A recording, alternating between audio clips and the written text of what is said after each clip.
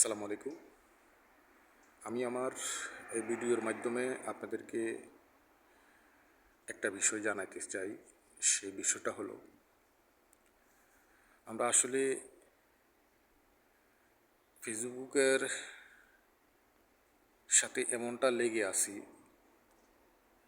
তারপরও ফেসবুক থেকে এখন পর্যন্ত অনেকেই কোনো সেট আপ পাই নাই এবং মনিটাইজেশন পাই নাই।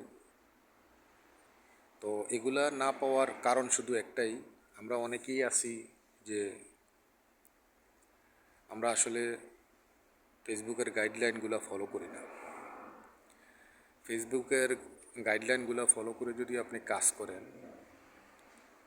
তাহলে আপনি সামনের দিকে এগোতে পারবেন এবং খুব সহজেই আপনি মনিটাইজেশনগুলো পেয়ে যাবেন আর সেট আপগুলোও পেয়ে যাবেন।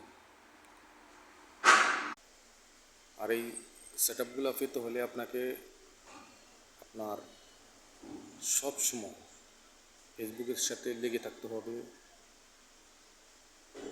মানুষকে পর্যাপ্ত পরিমাণে আপনি সাপোর্ট করতে হবে, মানুষের ভিডিওগুলো সবসময় আপনাকে দেখতে হবে এবং দেখে গঠনমূলক বড় আকারে কমেন্টস করতে হবে এবং আপনি যথাসাধ্য চেষ্টা করবেন মানুষের ভিডিওগুলো শেয়ার দেওয়ার জন্য। আর যদি লাইভ করে থাকে তাহলে সেই লাইভগুলো আপনি অবশ্যই শেয়ার দেবেন।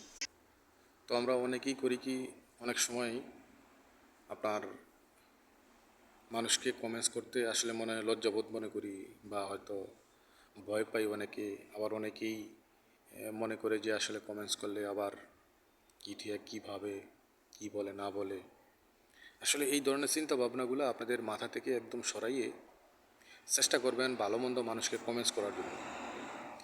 যখন মানুষকে কমেন্টস করবেন তখন বুঝতে পারবে, ওই মানুষটা বুঝতে পারবে যে না, আপনি ওনাকে সাপোর্ট করার জন্য আসছেন, আপনি ওনাকে সাপোর্ট করতেছেন।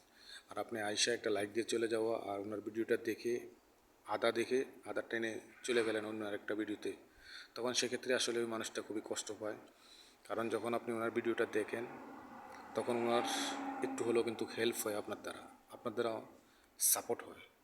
তো আমি আমার থেকে আপনাদের কাছে শুধু এই বার্তাটা দিতে চাই, যেহেতু একটা মানুষকে সাপোর্ট করার জন্য আপনি আসছেন, তাহলে নিয়ম অনুযায়ী তাকে সাপোর্ট করে যাবেন।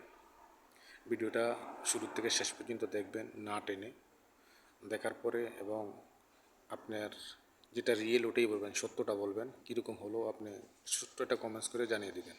আশা করি বুঝতে পারছেন।